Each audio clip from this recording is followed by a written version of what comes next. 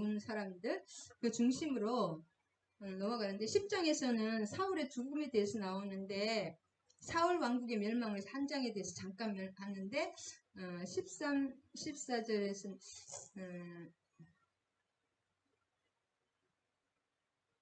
그래서 하나님의 주권 한 역대기 기자 에스라가 하나님의 주권적인 그런 세속인 일반인 그거는 달리 일반인 역사적인 것을 다 쓴 게 아니라 나레티브의 의도를 가지고 쓰여졌습니다. 그 하나님의 주권을 철저히 바탕에 깔고 있고 저기 사울을 나온 것은 육적인 왕이었다. 다윗을 돋보이게 한다 그럴까? 다윗이 탄생하기까지 또 사울이 있었잖아요. 어쨌든 그것을 말해 주는 것입니다. 그래서 다윗은 11장에서 다윗 이제 나오기 11장부터 끝까지가 다윗 이야기입니다. 그래서 이제 사울의 이야기는 딱 10장밖에 사울도 40년을 통치를 했거든요. 역사적으로 보면 다윗도 40년, 사울도 40년이지만 딱 한 장으로 끝내는 그런 뭐랄까 그런 의도가 있습니다. 사울과의 몰락, 사울이 왜 죽었느냐 그거에 대해서 간단 나오고 있는데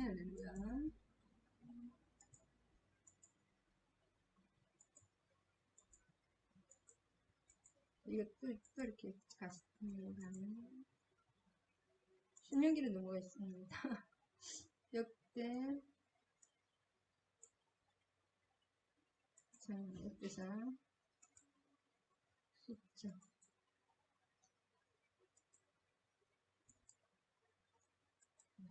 계속 죄송해요.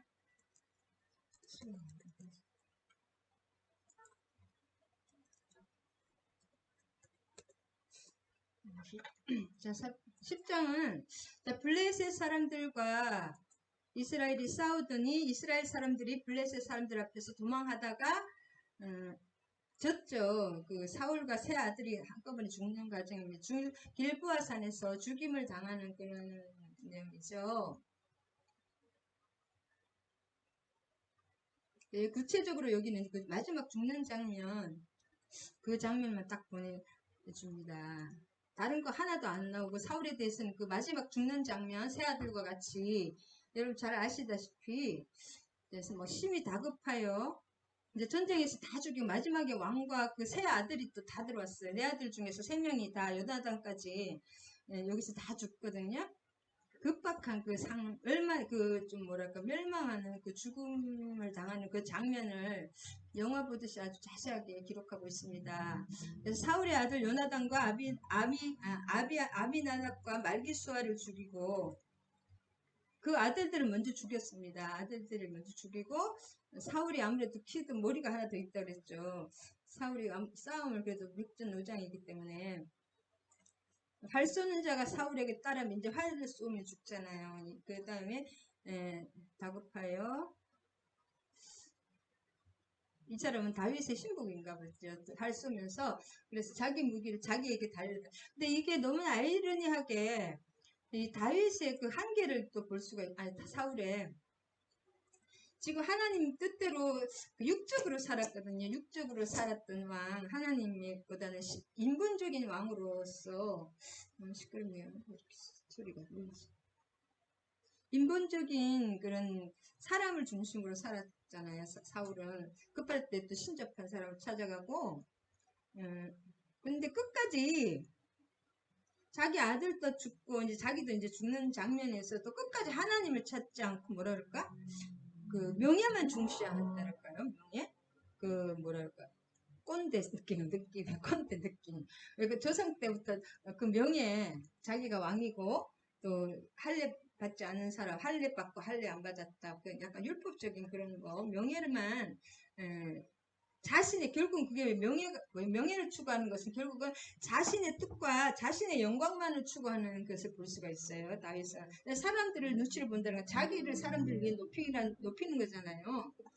그래서 다윗과 사울의 그 다른 점을 우리가 배워야 됩니다. 그래서 하나님이 그 다음에 훈련받은 왕과 훈련받지 않은 왕. 그래서 하나님은 어떤 축복을 주실 때 반드시 고난을 먼저 주시고 우리의 그 그릇을, 축복의 그릇을 반드시 닦은 다음에, 진짜 그런 다음에 축복을 주시는데, 그 사울은 갑자기 왕이 됐잖아요. 하루 사람들이 하도 왕 달라고 하니까. 그래서 그런지 사람 인본적인 면에서는 굉장히 키도 크고 너무나 잘생기고 싸움도 잘하고 훌륭한 왕이었는데 집안도 좋고.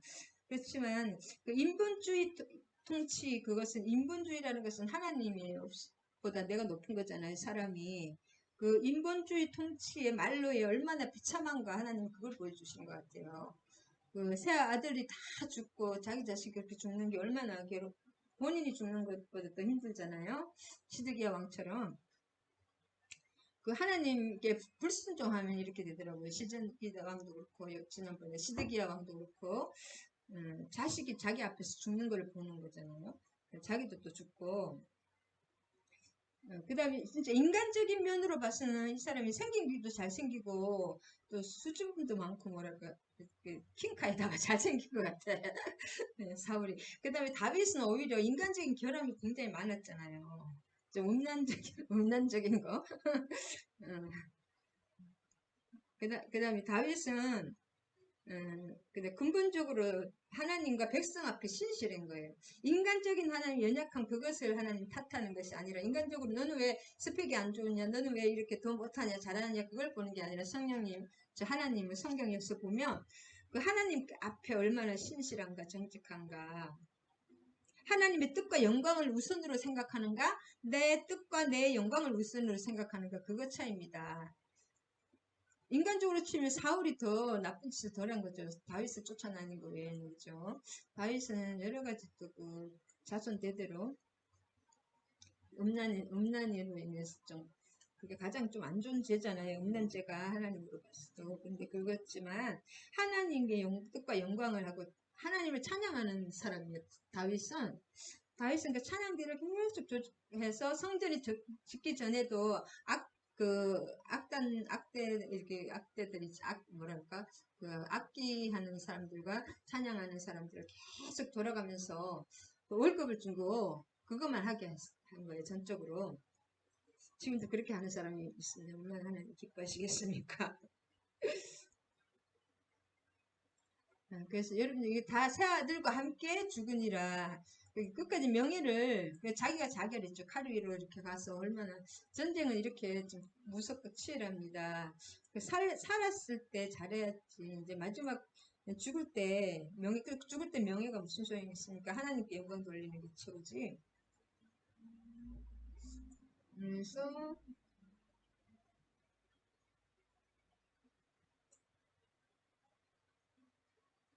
10장 같은 그 큰 내용은 아니, 큰 내용이라, 그 사울이 그 새 아들과 함께 죽고, 그 다음에 11절과 12절에 보면 길앗 야베스, 이것도 중요하죠. 여기가 왜냐, 그래도 참 이게 또 심은 대로 거두는 것 같아요. 길앗 야베스에서 사울이 제일 잘한 게 이거 한 가지거든요. 길앗 야베스 맨 처음에 왕이 돼서 암몬의 그 나하스 왕이 이 성을 침략했는데 길라디 아베스 그 지방 사람들을 다 구해줬거든요, 사울이. 그러니까 그 은혜를 잊지 않고 있는 거예요. 그래서 이 길라디 아베스 사람들이, 용사들이 다 일어나서 이 잘못하면 죽거든요. 왜냐면 다윗을 막 효시를 해놨다랄까, 그렇게 그걸 임금님 시체들 다 이렇게 막 옷을 벗기고 목 자르고 막 그런 것 같은데, 다윗의 옷, 그래가지고 하여튼 끔찍하게 이렇게 보라 이렇게 효시를 해놓은 거를 가서 꺼냈잖아요. 상수리 안에 그 해골을 장사하고. 예, 근데 전쟁 준비를 하고 가서 완전히 길르앗 야베스 사람들이 그거 왕의, 예, 그것을 왕명 없이 자기들 마음대로 그렇게 내리면 큰일 나잖아요. 근데 그 목숨을 걸고 이렇게 길란 야베스 사람들이 그 은혜를 갚기 위해서 이 사람들 불쌍히 여겨서 상수리 나무 아래에서 7일 동안 금식하면서 장사하고 기도한 거예요. 그래도 참 길란 야베스 사람들이 은혜를 아시는 것 같아. 그래서 그래도 생명을 자기 그 길란 야베스 지방의 생명을 다 구해줬기 때문에 3상 11장 1절에서 11절에 나오거든요. 그래서 그래, 그 은혜를 갖기 위해서 생명을 무릅쓰고 벳산 성벽에 그 달려 있는데 사울과 그 세 아들의 시신을 수습해서 장사를 지내줬고 이 또 7일간 금식을 한 거예요. 너무 마음 아파하는 거죠. 금식한 거. 그 다음에 사울이 죽은 이유를 세 가지로 요약했습니다. 13절과 14절이 그 첫마디로 사울이 죽은 것은 여호와께서 사망 권세죠. 죄를 지으면 죽잖아요. 사울이 죽은 것은 역대상 10장 13절입니다. 역대상 10장 13절. 여호와께 범죄하였기 때문이고 그 다음에 뭐예요? 여호와께 범죄 이거는 뭐 첫 번째 뭐냐면은 자기의 명예, 자기의 그 이익이랄까 전쟁에 이기기 위해서 답답해서 기다리지 못하고 사무엘을 기다리지 못하고 임의로 제사를 지냈잖아요. 그 지난번에도 뭐지 그 왕이 우시야 왕도 잘 통치를 했는데 55년간 그렇게 선정을 잘 베풀었는데 자기가 제사를 지낸 거예요. 그래서 나병을 환자가 됐잖아요. 죽을 때까지. 그런 것처럼 이 사울도 자기가 임의로 번제를 드리는 거예요. 사무엘상 13장 8절에. 그 다음에 두 번째는 뭐냐면 아말렉과 이것이 그 잠깐 사건 때문에 그런 것도 중요하죠. 결국은 하나님의 영광과 하나님 중심으로 산 게 아니라 자기 중심으로 살았던 거예요. 자기의 영광을 위해서, 자기의 전쟁 승리를 위해서. 그 다음에 두 번째는 아말렉과의 전쟁 승리요. 여러분 개인적 그 아가왕도 살려주고 막 쓸만한 동물들 다 조롱조롱 막 키웠잖아요. 그거 하나님께 예배드리려고 해놨다고 그러면서 사무엘에게 그러면서 그거 하나님이 왜 전쟁에 그 아말렉을 죽이는 헤렘이거든요. 바치는 그 번제를 완전히 드려야 되는 거예요. 완전히 드려야 되는 건데 하나 쑥 빼놨다고 그 신약에도 그렇잖아요. 자기 재산 다 드리고 자기가 죽었잖아요. 왜냐하면 하나님께 속이면 안 되는 것입니다. 하나님께 드린 거는 내 거지만 하나님께 헤렘으로 드렸는 거잖아요. 드려야 되는 거 헤렘으로. 그리고 이 악한 것들을 완전히 진멸을 해야 되는데 내 이익에 따라서 이렇게 조금 양보하고 뭐를 그 결단을 못 내리고 이렇게 좀 연약한 그런 것들 있잖아요. 그 인간적인 연약과 인간적인 그런 거로 인해서 또 욕심으로 인해서 핑계 하나님께 제사 드린다는 거 핑계고 자기의 그 아깝잖아요. 그런 것들 아깝으니까 그런 거 개인의 이득으로 불순종했다. 개인의 이익을 위해서 불순종 아말렉. 그 다음에 세 번째는 뭐냐면 신접한 자에게 마지막에 이 사람이 사울이 한두 번 그냥 이렇게 어쩔 수 없이 그렇게 실수한 것이 아니라 이 사람은 기초가 그 자기의 영광과 자기의 명예와 인본주의로 살았던 거예요. 전쟁의 승패를 알아보기 위해서 신접한 여인에게 간 거예요. 그러니까 결국은 이 신접한 여인에게 갔다는 이 사실을 보면은 뭐예요? 사무엘을 그래서 뭐 사무엘이 뭐 어쩌고 불러내서 했다는데 다 그 악한 영이 그렇게 사무엘 흉내를 내는 건데 하나님 왜 이 사울왕을 완전히 왕조를 몰락시키고 다윗 왕조를 일으키냐 이걸 알 수가 있습니다. 결국은 하나님을 우상으로 섬긴 거예요. 복받기 위해서 그냥 뭐랄까 부처님 섬기듯이 손비비듯이 그냥 기왕이면 하나님이 우리나라 그냥 어차피 유대인들은 하나님이라 하니까 그냥 하나님 복받기 위해서 옛날에 어떤 집사님이 그랬대. 그래도 그냥 그 하나님 그게 제일 좋지 않냐. 저런 종교 중에서 그냥 아무래도 이게 대세고 또 여러 가지 나라에서도 인정을 하니까 그 기독교를 그런 말을 저도 옛날에 한번 들었거든요. 전도할 때. 뭐 그런 거.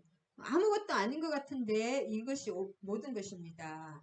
하나님을 그 우상의 하나로 심긴 거예요. 한마디로.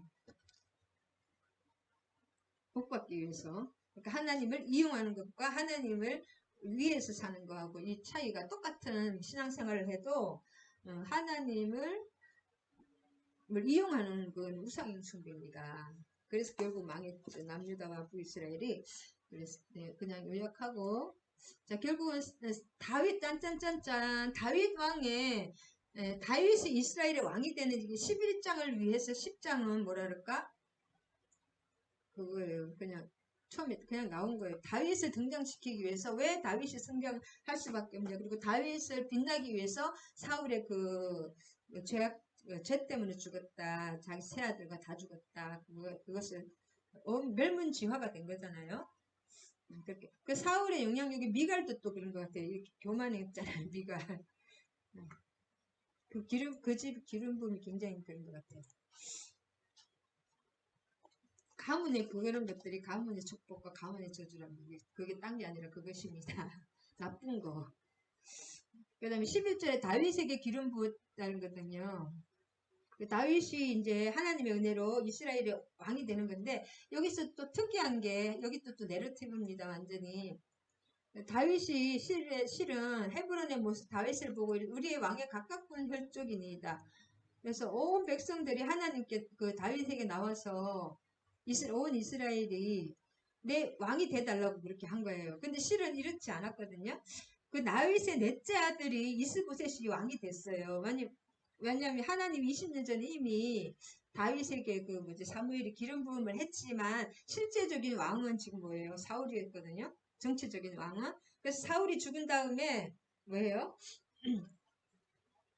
베냐민 지파가 아직도 잘 잡고 있었고 모든 정치, 경제, 사회, 문화 다 베냐민 지파가 다 잡고 있었어요. 한마디로. 그래서 넷째 아들 이스보셋 왕이 됐습니다. 그 다음에 그 뭐랄까 아브넬 장군이 그걸 딱 받쳐주고 있었죠. 근데 마하나임 길라스 마하나임에서 이스보셋이 2년 반 동안 왕이 되어 있었어요. 바로 왕이 된 게 아닙니다. 그 다음에 7년 반 동안에 유다 왕으로 있었어요. 다윗이. 그 7년 반에 그거를 싹 빼고 그냥 다윗이 전체 왕이 된 것부터 나오는데 왜냐하면 가장 이상적인 나라, 가장 이상적인 왕을 그리기 위해서 이렇게 7년 반 동안 그리고 이제 사울이 죽고 나서도 그 열지파의 모든 사람들은 다윗에게 아무도 안 갔어요. 그 일부 뭐 아둘람 그랬고 용사들이나 이런 비주류들이라 그럴까요? 인사들 아니고 아싸들 아웃사이드에 있는 사람들이 이렇게 따랐지 인사들은 안 갔어요. 인사들은 그냥 가만히 있었고 그 다음에 한마디로 내전 상태 비슷하게 된 거죠. 헤브론에서 이게 왕이 돼 있었고 전체적인 왕은 이스보셋이 이렇게 있었어요. 근데 아브넬이 이렇게 죽고 나서 이스보셋도 왕은 아무 힘이 없잖아요. 바로 살해됩니다. 이스보셋이 왕이 없는 이스라엘이 한참 동안 계속 됐어요. 그래서 7년 반 동안 유다 지파 그 한 지파의 왕으로 있었고 나머지 모든 지파에서는 다윗을 왕으로 인정받지 못했습니다.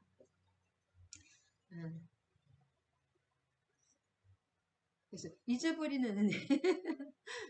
그러니까 이제 지금은 이때 이 쓴 목적이 사람들에게 이렇게 다윗 왕의 영광을 우리가 재건하자 그런 뜻이 포로 귀환 사람들에게 예시라가 쓴 거잖아요.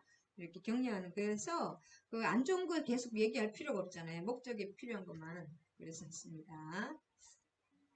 이해. 그래서 이 하나님이 이렇게 이 사람이 왕이 된 것은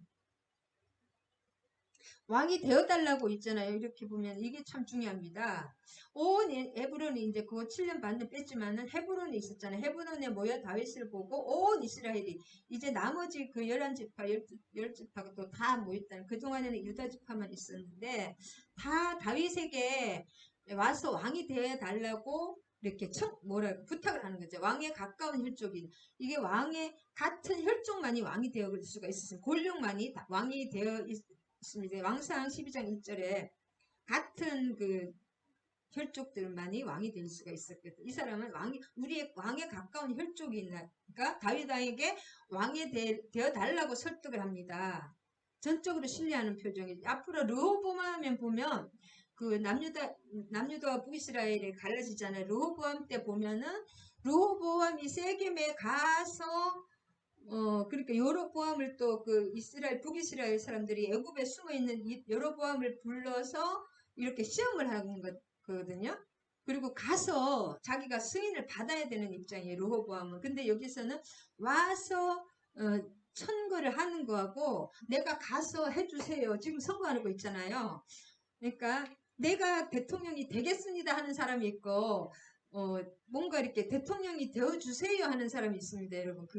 그죠? 자기가 나가려는 게 아니라, 우리 최재형 감사원장님하고, 윤석열 그 후보님은, 옆에 사람들이 다 나가라 하잖아요. 그런 차이입니다. 그래서 전에 사울 왕이 되었을 때에도 이스라엘을 거느리고 출입하게 한 자가 왕이시였고, 사울 왕 당시에도 이스라엘을 거느리고 이 장군으로서 블레셋을 다 골리앗도 물리치고 지휘력이 있는 사람이었다. 출입하게 한 자. 전쟁에 나가서 연승연승 사울 왕 당시에도 다윗이 이스라엘을 거느렸다는 거예요. 전쟁에 나가서 출입하게 한 자. 전쟁에 지면 출입이 아니라 종노릇을 하는데 마음대로 이렇게 왔다 갔다 전쟁에 연승을 했다는 거예요. 한마디로. 그때 다윗 왕 당시에도 사울 왕 당시에도 그렇게 지휘력이 있는 사람이었다. 그렇게 말하고, 세 번째 뭐냐? 그러면 왕의 하나님 여호와께서도 왕에게 말씀하시기를 내가 내 백성 이스라엘의 목자가 되면 내 백성 이스라엘의 주권자가 되리라 하셨나이다. 이거 뭐냐면 사무엘이 20년 전에 기름 부었잖아요. 그 백성들은 그거 알까요 모를까요? 다 알아요. 왜냐면 이미 사울이 죽었으니까 시시하던, 그래서 사울이 더 죽이려고 했던 건지도 몰라요. 그래서 기필코 이스라엘 왕으로 추대하려 한 것입니다. 이제 그 때가 돼야 되는, 백성을 또 원망할 것이 아니라 하나님은 때가 돼야 되는 거예요. 그러니까 이것이 참 좋은 것 같아요. 다윗은 이렇게 조그맣게 유다 왕으로 있다가 조금 더 넓혔다가 전체 왕으로 되거든요. 점점 이렇게 작게 시작하는 것이 성공의 비결입니다. 우리가 삶에 답답하거나 뭔가 하나님의 돌파가 하나님의 세계적인 나의 주의 종을 찾는다, 그렇게 하는 사람들 참 어리석은 거예요. 하나님 한 걸음 한 걸음 내 방것도 치워야 돼. 세계를 변화시키지 말 생각을 하기 이전에 네 방인 청소라 해라, 그런 책이 있어요. 그러니까 내 주변을 정리를 하는 거죠. 내 주변을 단순하게 하나님 위주로 이렇게 예배드리고 하나님의 뜻대로 다 이렇게 단순하게, 너무 복잡하면 예배도 못 드립니다. 너무 복잡하면 예배드리는 것도 아니고 혼미해. 그래서 이렇게 하는 거고, 통일 이전에 이 헤브론에 대해서 제가 한번 아까 내가 다 찾아봤거든요. 헤브론이 지금 왕이 되어 있잖아요. 헤브론의 왕이. 헤브론이 여러분 가나안 역사를 보면 이 땅도 다 그냥 되는 게 아닌 것 같아요. 그래서 갈렙이 헤브론을 나에게 달라고 할 때 그 헤브론에 아낙 자손들이 있었거든요. 드빌과 헤브론에. 거기가 가장 달매 세 명의 달매 있잖아요. 세 명의 큰 자손들 세 명이 살아 있었어요. 어마어마한 그 거인들이 지키고 있어서, 그래서 옛날에 포기했던 거거든요. 열정 땅꾼이. 그 땅입니다. 헤브론이. 왜 또 그 땅을 갔냐? 그 땅이 그냥 간 게 아닙니다. 우연히 저기 갔다 와라 해가지고 자기들 마음대로 간 게 아니라 그 땅이 가장 중요하기 때문에 여호수아가 보낸 게 모세가 보낸 거죠. 그쯤에는. 가나안 이주를 했잖아요. 아브람입니다. 아브람이 초기에 장막을 친 곳이 이곳입니다. 헤브론. 그 다음에 아브람이 그 가나안 땅에 처음 장막을 친 곳이고, 또 아브람이 해쪽 속으로부터 막벨라 동굴을 구입해서 사라가 죽었을 때 거기다 사라의 무덤이 동굴에다가 돈을 넉넉히 주고, 돈을 주고 사야 되잖아요. 그냥 공짜로 준다 그랬는데 돈을 넉넉히 주고 그러니까 합법적인 그런 아브라함의 땅이에요. 아브라함의 땅이니까 그 후손의 땅이죠. 그 다음에 이삭과 야곱 등 족장들의 거기서 다 머물렀습니다. 창세기 35장과 37장에 보면. 그 다음에 출애굽 후에 이 헤브론을 제일 정탐을 먼저 했어요. 왜냐하면 자기의 그 조상들로부터 그게 중요한 땅이니까 조상들 아브라함부터 계속 그 족장들이 거기 다 묻혀 있고, 그 사람들이 처음부터 돈으로 산 자기 땅이니까. 아직은 지금 만일에 가나안을 완전히 요단강도 아직 안 건넜지만 그 땅은 이미 돈을 주고 아브라함이 산 땅이잖아요. 샀던 땅이기 때문에 자기 땅이라고 주장할 수 있어요. 또 헤브론은. 그 다음에 헤브론에서 거기에 서로 안 갈라는, 왜냐면 그 가장 중요한 땅은 또 가장 악한 센 것들이 지키고 있었잖아요. 거인족 3명이 지키고 있었습니다. 그리고 헤브론이 굉장히 또 이렇게 요새예요. 높아. 지금도 헤브론이 지금 예루살렘 남서쪽에 부엘세바에 있는 주요 도로를 따라서 30km 밑에 지점인데 옛날 이름이 기럇 아르바입니다. 창세기 5장. 그다음 마므레 상수리 일죠. 그 땅이에요. 마므레라기도 하고 기럇 아르바라고도 했습니다. 창세기에. 그다음 그러니까 기럇 아르바, 마므레, 헤브론 같은 땅입니다. 그다음에 후에 그 헤브론에서 갈렙의 사위 있잖아요. 그렇죠? 악사의 남편. 그 사람이 그거 드빌과 그것도 다 세워가지고 하여튼 갈렙에게 주은 갈렙에게 할당된 땅인데 그 다음에 그하 족속의 도피성으로 사용됩니다. 레위 족속 중에서도 그하 족속 중에.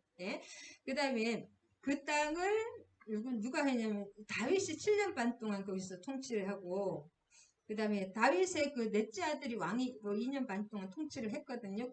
그 이스보셋이 또 그 묻힌 땅입니다. 그 다음에 압살롬이 이 땅을 또 거점으로 반란을 일으켰습니다. 여기가 또 요새의 천혜의 요새입니다. 세계에서 가장 오래된 성읍 중에 하나라고 합니다. 그 다음에 친교 동맹이란 뜻이거든요. 헤브론 자체의 뜻은. 그 다음에 남왕국과 북왕국이 이제 분열되면서 로호보암 때 요새화됐습니다. 여기가 그냥 이렇게 뭔가 좀 해발 927 고지되기 때문에 요새화할 수가 있잖아요. 그래서 이제 그 땅이 바벨론 기한 후에 이제 유다 사람들이 거주했다고 합니다.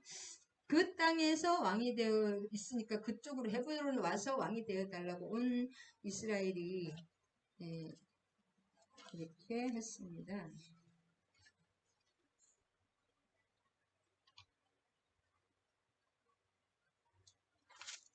그래서 최고의 모든 사람이 다 왔다는 거 그냥 그거 하고 요약하면 11장을 요약하면 다윗이 헤브론에서 이스라엘 왕으로 즉위한 사실 그리고 여부스 주민들을 쫓아내고 예루살렘을 정복하여서 수도 성읍으로 삼은 일과 또 다윗 왕국의 수립에 혁혁하게 공을 세운 사람들, 용사들의 업적과 위용들에 관해서 말하는 것입니다.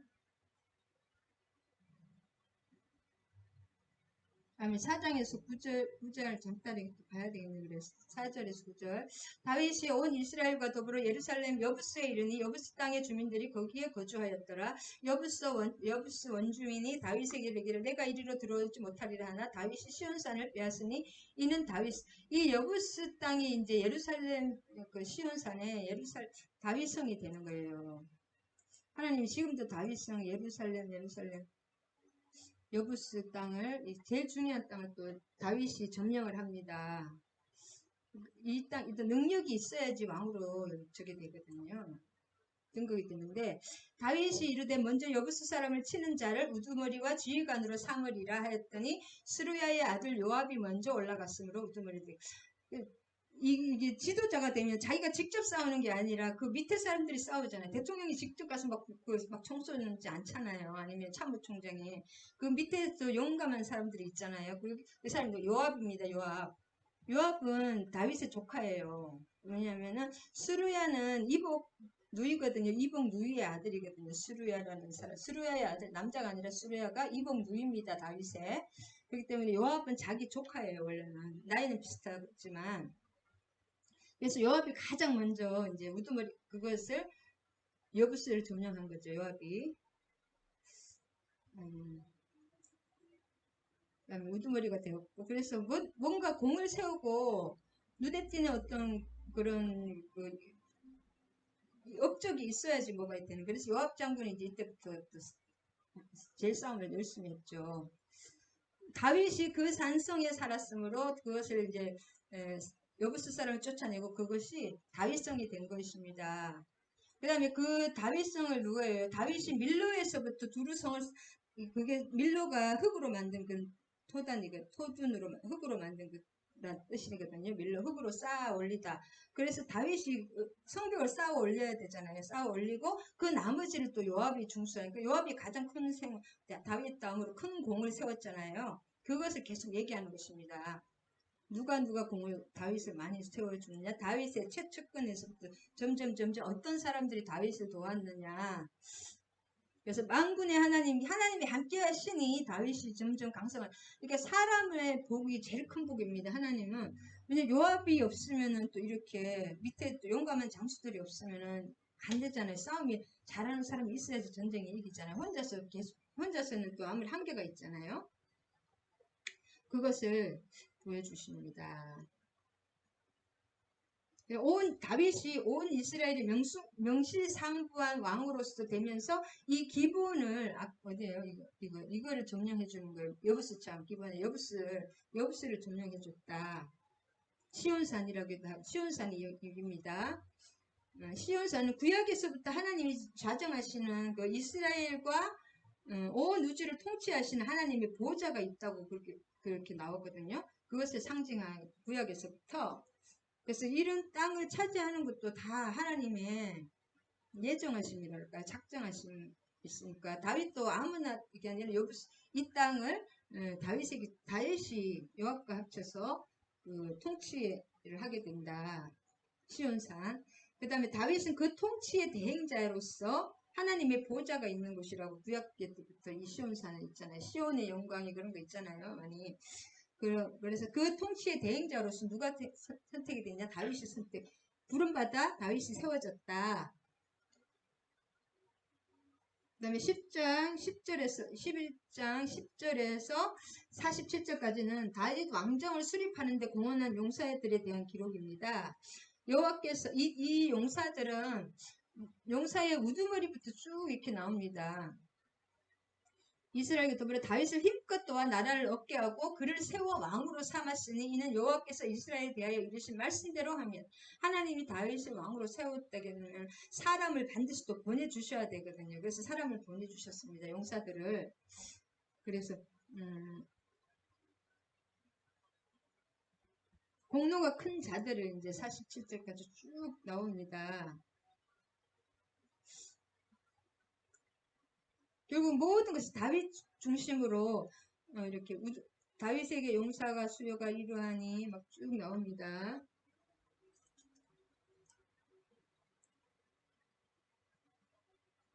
그래서 이렇게 하고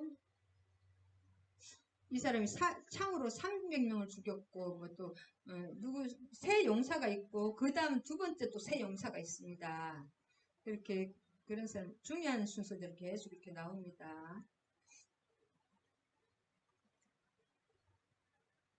그래서 참 이게 다윗은 이제 리더를 한 것도 있지만 또 요압의 아비새가 나중에 또 사고를 치긴 하지만 요압의 아비새도 이제 창을 휘둘러 300명을 죽이고 엄청난 그런 그 계력을 가진 용사들이 많았던 거예요. 한 방에 500명씩, 300명씩 죽일 수 있는 그런 하여튼 그 싸움을 진짜 잘하는 사람들이었다. 그 다음에 그래서 한 명 한 명 이렇게 어떤 사람이 이렇게 되느냐, 한 명 하면 다 나옵니다.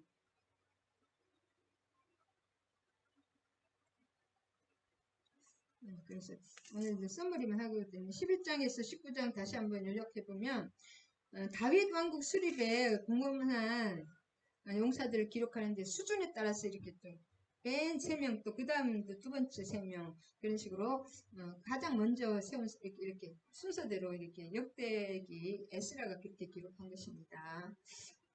영웅 3걸의 전적을 강조합니다. 11절에서 19절까지 영웅 3걸, 영웅 3명의 그 영웅 히어로 그 사람들 나오고, 그래서 역시 하나님의 복, 그 만남의 복, 사람을 보내주는 게 가장 큰 복입니다.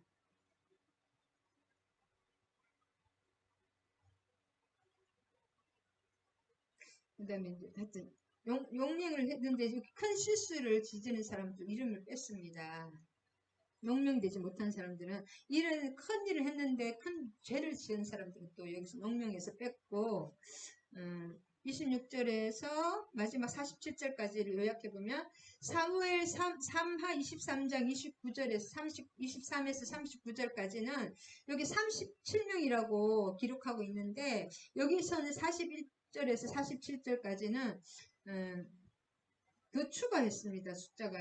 추가하면서 숫자에 대한 언급은 좀 빼기는 했는데 여기서는 그 사람들 굉장히 강조를 했습니다. 어쨌든 사람 이름 한 명 한 명을. 그래서 역대기에는 뭐 그 삼하와 비교해서 역대기와 삼하의 이 사람들 이름을 보면은 역대기는 하나님께서 세워서 쓰신 사람이 누구인가 그게 굉장히 초점을 세웠어요. 누구 이름 노아 사람이 있든 막 그 사람들 어떤 일을 했는가까지 이렇게 좀 많이 상세하게 쓴 것도 많거든요. 그래서 어떤 자들을 하나님께서 세워서 쓰시는가 그것을 강조했습니다. 그 누구를 하나님이 쓰시는가 그것을 강조합니다. 또 12장 오늘 그냥 간단하게 합니다. 다윗의 용사들 얼마나 많은데 그리고 암몬 사람, 뭐 이델 사람, 바룸 사람 이게 사람들이 그래서 너무나 골고루 모든 사람이 다 나왔습니다.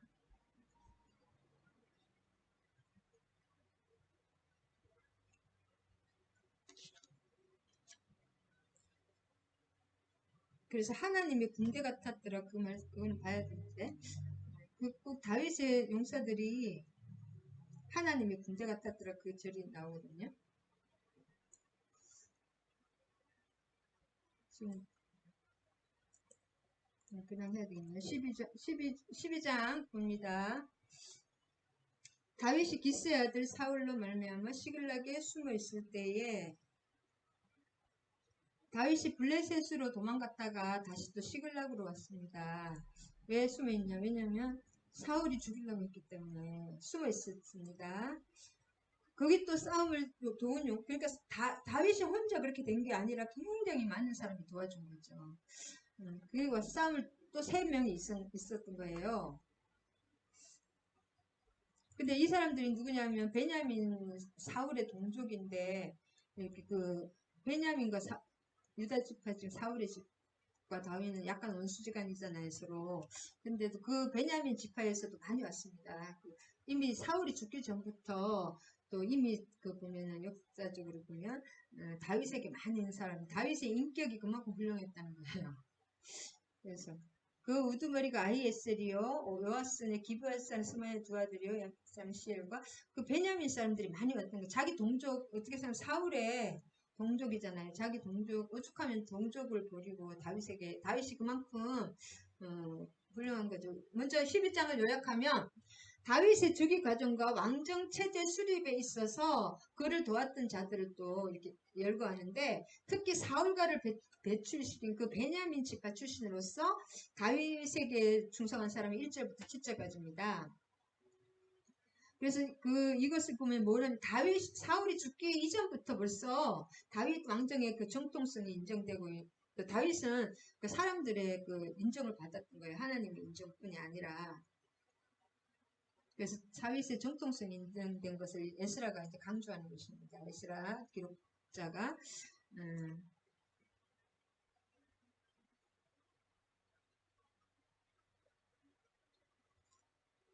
그다음에 4절에 보면 4절도 이렇게 쭉 나오는 기브온 사람 중에 또 기브온 사람 아까 있었죠. 기브온 사람 중에 이런 사람이 우두머리가 누가 착하게 이렇게 누가 도와줬는지 왜냐하면 다윗을 도와줬기 때문에 너무 중요한 거예요. 다윗이 중요하기 때문에 그 옆에 사람 도와준 사람도 다 같이 중요하게 영광받는 거죠. 이스마야, 그 다음에 야스부인, 그 다음에 요기는 이제 베냐민 지파에서 도왔던 사람이 7절까지고, 그 다음에 8절부터는 또 각 지파에서, 각 지파별로 다 도와줬습니다. 8절부터는 각 지파에서. 그래서 사울이 죽기 전부터 벌써 이렇게 다윗에게 사람들이 많이 왔던 것, 그 왕정의 정통성을 인정하는 거고, 이제 그 다음에 베냐민 지파, 그 다음에 16절에서부터 베냐민과 그 다음에 16절에서 보면 여기 참 좀 자세하게 써주신 것 같아요. 베냐민과 또 유다 자손 중에서 다윗에게 나온 사람들이 쭉 있는데 이렇게 나가면 베냐민 지파이기 때문에 혹시 또 다윗이 사울의 죽이라고 보낼 수도 있었잖아요.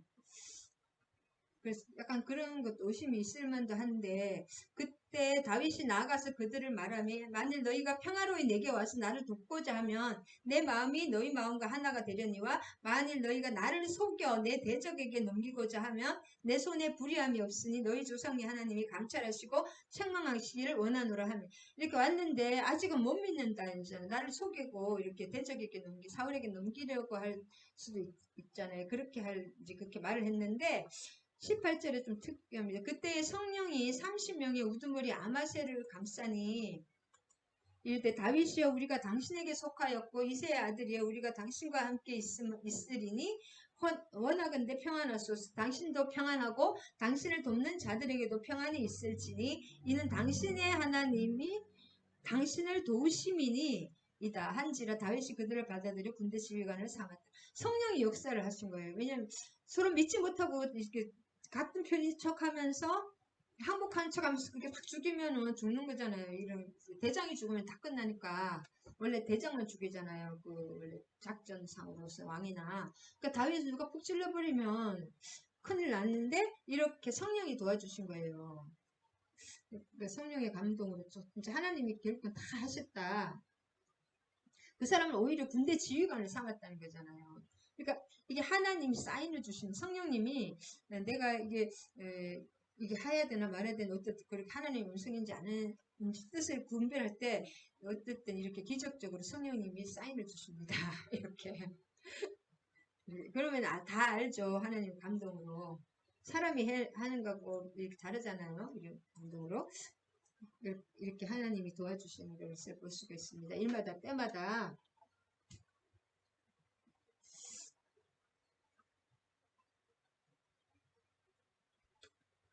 그 다음 19절에서 22절에 보면 다윗이 블레셋 사람에게 추방당할 때 다윗을 도왔던 므낫세 지파의 사람들의 충절에 대해 기록했습니다. 블레셋 사람들과 연합을 깨했던 다윗이 그들로부터 거부를 당했잖아요. 저 사람 우리 키 큰 누구요? 골리앗 죽인 사람이고 같이 전쟁 나아갔다 저 사람이 우리 죽이면 어떡해요? 그래가지고 거부당했잖아요. 그때 다윗 왕국의 그 순수성을 보존하려 그때 그래서 다윗이 그때 블레셋의 그 아기스 그 왕의 나기스 왕의 그 부하로 가면 자기 나라를 또 쳐낸다면 큰일 나잖아요. 그래서 하나님의 은혜입니다. 그게 싸움에서 빠지게 한 거. 나기스의 부하들이 저 사람은 우리 배반할지 모르니까 빼라고 그러면서 전쟁에서 제외가 됐잖아요. 그것도 참 은혜입니다. 그 다음에 12장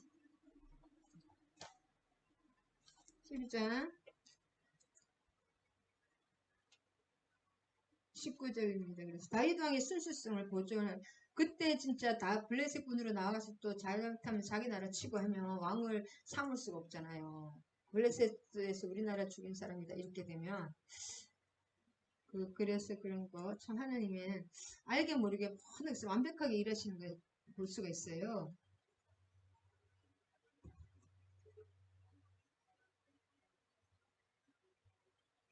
23에서 37절까지는 읽어봐야 되는데 싸움을 준비한 군대 지휘관들이 헤브론에 이르러 다윗에게 나와 여호와의 말씀대로 사울의 나라를 그대에게 돌리고라 하였으니 그 수요가 이르렀다. 유다 자손 중에서 방패와 창을 들고 싸움을 준비한 자 6,800명이 굉장히 많죠. 유다 자손이니까 그다음에 시몬 자손 중에 7,700명이요. 레위 자손 중에 4,600명이요. 아론의 여호와의 그 3,700명이요. 또 젊은 사독과 그 애가 사독 가문이잖아요. 22명이에요. 여기 제사장 가문이니까. 그 다음에 베냐민 자손, 그 사울의 종족은 아직도 페반이나 사울을 따르니 그 중에서 나온 자가 3,000명. 아직은 그래도 사울의 편이겠죠. 자기 종족이니까. 집하니까. 에브라임 자손 중에서 유명한 용사가 2800명이요. 그냥 시시한 용사가 아니라 엄청 유명한 용사라는 거잖아요. 므낫세 자손에서 다윗을 왕으로 세우는 자가 18,000명이요. 이사갈 중에서 시세를 알고 이 나라 시세가 뭐예요? 지금 나라 어떻게 하나님이 어떻게 그런 인사이트가 있는 거죠. 한마디로 인사이트 어떻게 나라 돌아가는 거라든지 하나님 운영하는 걸 그런 걸 아는 사람이 있고 모르는 사람이 있습니다. 시세 그런 그 시세를 알고 이스라엘이 마땅히 행할 것을 아는 우두머리가 200명이니 그들은 모두 형제를 통솔하는 자이며 이사갈 자손 용감하잖아요. 또 스불론 자손 중에서 무기를 가지고 전열을 갖추고 두 마음을 품지 아니하고 능히 진영에 나가서 싸움을 잘하는 자가 5만 명이에요. 그리고 왔다 갔다 하는 사람들은 리더가 안 되잖아요. 근데 그 딱 두 마음이 없고 딱 한 마음을 품는 사람들이 싸움도 잘하는 사람 5만 명. 납달리 납달리 중에서 지휘관 1000명과 방패와 창을 가지고 따르는 자가 37,000명입니다. 납달리 중에서. 그다음에 단 집 자손 중에서 싸움을 잘하는 자가 28,600명이고 아세 중에서 싸움을 잘하는 자가 4만 명이고 요단 지파 중에서 갓 자손과 므낫세 반 지파 중에서 모든 무기를 가지고 능히 싸우는 자가 12만 명. 그래서 엄청나게 이 모든 군사가 전열을 갖추고 다 성심으로 헤브론에 이르러 다윗을 이스라엘 왕으로 삼고자 하고 온 이스라엘은 남은 자도 다 한 마음으로 다윗을 왕을 삼고자 하여 무리가 거기서 다윗과 함께 사흘을 지내며 먹고 마셨으니 그들의 형제가 이미 음식을 다 준비해 놨던 거죠. 다윗의 형제들도 다 형들도 많잖아요. 다윗이가 친형들 이런 사람들. 그들의 근처에 있는 자로부터 이사갈과 스불론과 납달리까지도 나귀와 낙타와 노새와 소에다 음식을 많이 실어왔다는 거죠. 곧 밀가루와 과자와 무화과 과자와 공포도와 포도주와 기름이요 소와 양도 많이 가져왔으니 이는 이스라엘 가운데서 기쁨이 있음이라. 할렐루야. 그래서 아까 이렇게 23부터 37절까지 아까도 했는 이 강조한 것은 온 이스라엘이 12지파로부터 분류하여 이스라엘에 속한 모든 자를 포함하려는 그런 에스라의 의도입니다. 그래서 이 기록에서 특이한 점은 다윗이 활동하던 장소에서 먼 곳에서부터 거주한 지파들의 숫자가 가장 많이 수록되었다는 점입니다. 가까이 있는 사람이 아니라 멀리 있는 사람들이 더 많아요, 숫자가. 그래서 이는 온 이스라엘이 다 다윗의 통치 영역으로 회복된 것을 반영하는 것입니다. 이 숫자를 정확하게 썼죠, 에스라가. 그 다음에 38절에서 40절까지는 모든 군사가 전열을 갖추고 다 성으로 헤브론이 다윗을 이스라엘 왕으로 삼고자 하고 이스라엘의 남은 자도 다 한 마음으로 다윗을 삼고자 하여 무리가 거기서 아까 3일 동안에 이제 잔치가 벌어지는 거죠. 먹고 마시고 그 형제들이 다윗의 형제들도 많잖아요. 형들이 다 이미 음식을 또 주변에서 도와주는 사람들이 어마어마하게 그 많은 사람을 먹으려면은 미리 준비해야 되잖아요. 하루 이틀에 준비해도 안 될 것 같아요. 이미 식물 근처에 있는 그 모든 것들을 해가지고 막 이사갈 지파, 스불론, 납달리 그 많은 그 한두 지파에서 안 되니까 세 지파에서도 이렇게 음식을 막 소와 노새에다가 실어왔어요. 하나님의 나라는 이랬습니다. 풍요의 나라입니다. 하나님의 이번에 총장님이 은혜 받았습니다. 하나님 마음에 들고 이제 완전 청지기로서 이렇게 때가 되면 물질도 내가 뭐 누구나 그런 건 아니지만 그 물질도 필요할 때면 쏟아 넘치도록 진짜 부어주신답니다. 청장님께 은혜 받았습니다. 하나님의 마음에 이 사람이 완전히 나의 그 물질의 중직이 또 하나님 어떤 그런 걸 맡길 때가 되면 하나님의 마음에 이제 들면은 그 물질을 진짜 받을 데가 없이 쏟는답니다. 여러분. 이런 거예요. 그동안에 도망다니다가 했는데 이제 하나님의 때가 이루고 하면 여기저기서 이제 모든 사람이 도와주는 거예요. 그래서 38절에서 40절까지는 명실상부한 다윗 왕국이 수립되었고 하나님의 통치가 이스라엘에 회복되었습니다. 하나님의 통치를 받는 이스라엘 백성들이 기쁨과 복락을 누리게 된 사실을 보여주고 있습니다. 그들이 누리게 된 진정한 행복과 만족과 기쁨은 단순히 정치적인 안정과 번영에서가 아니라 오직 하나님의 통치에서 비롯된다는 사실을 암시합니다. 할렐루야. 그래서 하나님은 기쁨이죠. 우리가 하나님의 뜻대로 나갔을 때는 평안과 기쁨이 있습니다. 하나님의 그 성품이 나타납니다. 기쁨. 하나님은 기쁨이, 그러니까 영분별을 할 때 기쁨이 아무리 은혜가 넘쳐도 기쁨이 없다. 얼굴이 이렇게 얼굴 보면 영분별이 되는 거예요. 지금 영적으로 아니면 나쁘다 좋다. 저분이 하나님 기도를 해줘야 될지 또 아직 성령 충만한지 얼굴 기쁨이 있나 없냐 그것으로 영분별이 됩니다, 여러분. 그래서 하나님은 기쁨이시다. 하나님 믿는다면서 항상 이렇게 그 얼굴 마귀 사탄을 하고 다니면 안 됩니다. 할렐루야. 뭐가 환경은 똑같지만 내 속에 하나님이 계시면 예수로 가득 찬 만큼 행복하게 된다고 합니다. 이분 전화를 많이 해서 제가 찾아내야 되겠어. 할렐루야. 아까 그 12장 22절 한 번 더 여기 마무리를 하겠습니다.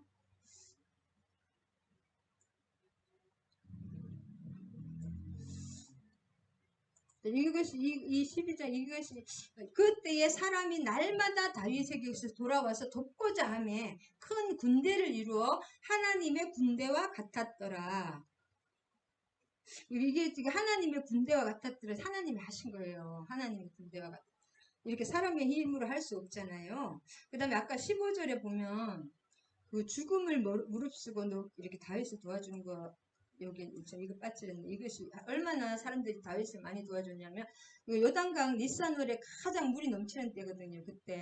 그때 죽음의 위험을 넘어서 가지고 다윗에게 요단을 넘어서 다윗에게 그 영웅적인 그렇게 다윗에게 온 거예요. 그래서 죽음의 위험을 무릅쓰고 다윗에게 넘어온 거고, 그 다음에 사울 왕의 그 추종자들 물리치고 이렇게 목숨을 걸고 다윗에게 온 거예요. 그 다음에 그 세 명이 다윗이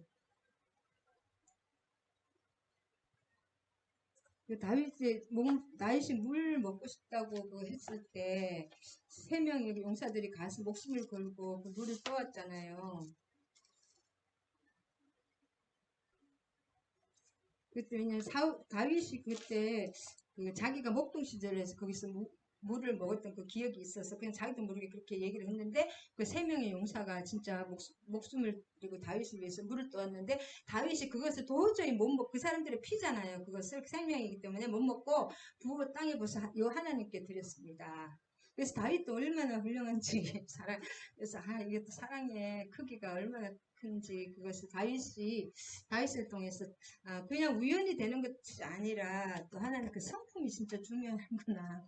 사랑이 중요하구나. 그걸 참 배웠습니다. 오늘 여기까지 하겠습니다. 하나님의 군대와 같았더라. 이렇게 하나님이 함께 하실 때 이런 일이 천국의 역사가 일어나고 승리의 역사가 일어난다. 그래서 순종, 내 뜻대로 하지 않고 온전히 하나님의 뜻대로 순종하며 나아갈 때 하나님 나라가 이루어지는 역사를 우리가 우리 삶에서 그 하나님 나라를 온전히 하나하나 이루어지는 것을 볼 수가 있습니다. 네, 감사합니다. 주기도문과 축도하심으로써 계속 기도하시기 바랍니다. 예배 마치겠습니다. 하늘에 계신 우리 아버지의 이름을 거룩하게 하시며 아버지의 나라가 오게 하시며 아버지의 뜻이 하늘에서와 같이 땅에서도 이루어지게 하소서. 오늘 우리에게 일용할 양식을 주시고 우리가 우리에게 잘못한 사람을 용서하여 준 것 같이 우리 죄를 용서하여 주시고 우리를 시험에 빠지지 않게 하시고 악에서 구하여 주소서. 나라와 권능과 영광이 영원히 아버지의 것입니다. 아멘 아멘. 감사합니다.